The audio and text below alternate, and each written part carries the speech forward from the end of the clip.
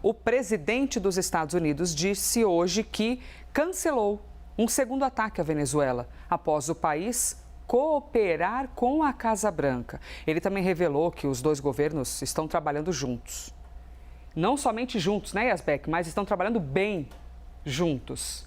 Nos conte, por favor, ele queria fazer um novo ataque, mas recuou. A gente até imagina um cenário de negociação, né, Yasbeck? De falar, se vocês não cooperarem, a gente vai avançar. E, pelo jeito, estão conseguindo minimamente uma comunicação. Mas de que maneira, Priscila Yasbeck?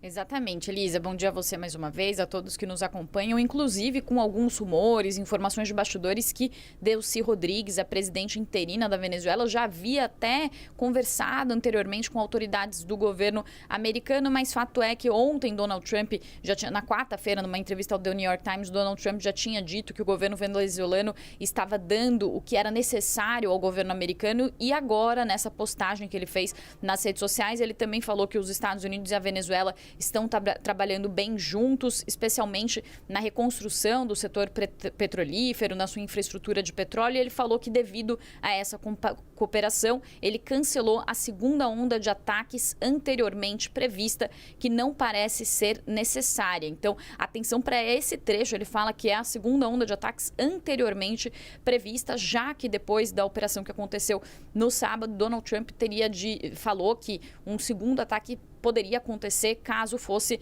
necessário, mas ainda assim Donald Trump disse que os navios de guerra americanos vão continuar posicionados ao largo da costa venezuelana. Além disso, ele também mencionou a cooperação do governo venezuelano para a libertação de presos políticos e ele falou que essas libertações são um gesto muito importante e inteligente. Foram libertados 7 presos políticos ontem e hoje são esperadas novas libertações, isso segundo o presidente da Assembleia Nacional da Venezuela, o Jorge Rodrigues, que ele não falou quantas pessoas seriam soltas, mas falou que seriam venezuelanos e estrangeiros.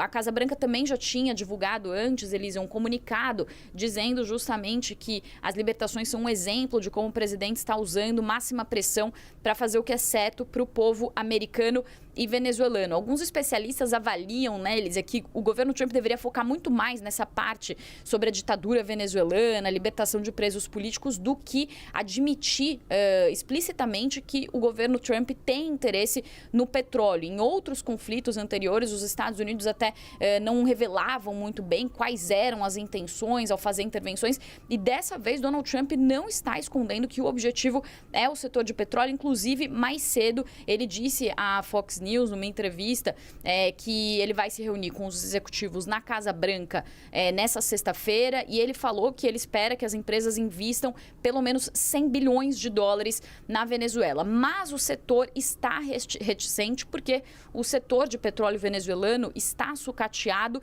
e apesar de a Venezuela ter a maior reserva de petróleo do mundo, Elisa, uma coisa é ter uma reserva de petróleo e outra coisa é extrair esse petróleo do solo. E é dessa estrutura que a gente está falando que seriam necessários centenas de bilhões de dólares para que houvesse, de fato, uma extração maior. Hoje a Venezuela produz cerca de 1 milhão de barris de petróleo e de petróleo que é esperado nesse plano do governo Trump é que mais centenas de milhares de barris sejam extraídos. Então o governo Trump tem esse objetivo de convencer principalmente as grandes petrolíferas aqui dos Estados Unidos, a ExxonMobil, a Chevron e a ConocoPhillips, a embarcar nessa empreitada. Mas, para isso, ele vai ter que superar alguns desafios, entre eles, e é isso que deve ser conversado nessa reunião da Casa Branca, as questões como as garantias de segurança para essas empresas, também uma redução das sanções para que essas empresas sintam que, ao investir no setor de petróleo venezuelano, posteriormente,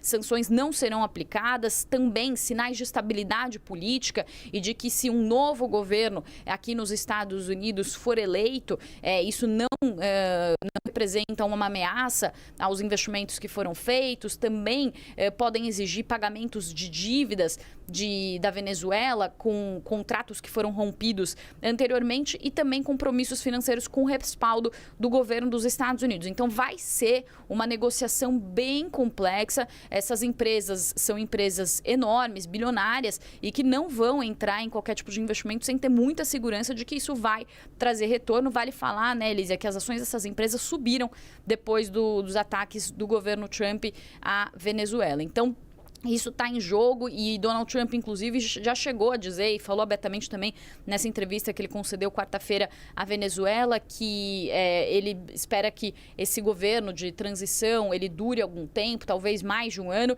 e ele falou que ele quer reconstruir o setor petrolífero da Venezuela de uma maneira muito lucrativa e não escondeu que os Estados Unidos vão usar o petróleo da Venezuela. Ele falou, vamos usar o petróleo, vamos levar petróleo, apesar de dizer que ele vai pegar esses recursos e redirecionar também para melhorar a situação econômica da Venezuela. E ele já disse que parte do petróleo que foi sancionado já retornou aos Estados Unidos e que os Estados Unidos já começaram a ganhar dinheiro com esse petróleo sancionado. A expectativa geral desse plano todo de Donald Trump é que a Venezuela consiga fornecer o equivalente a 30 a 50 milhões de barris de petróleo bruto, mas, de fato, é uma grande ambição de Donald Trump e ele vai precisar combinar com as empresas para que isso, de fato, aconteça, Elisa.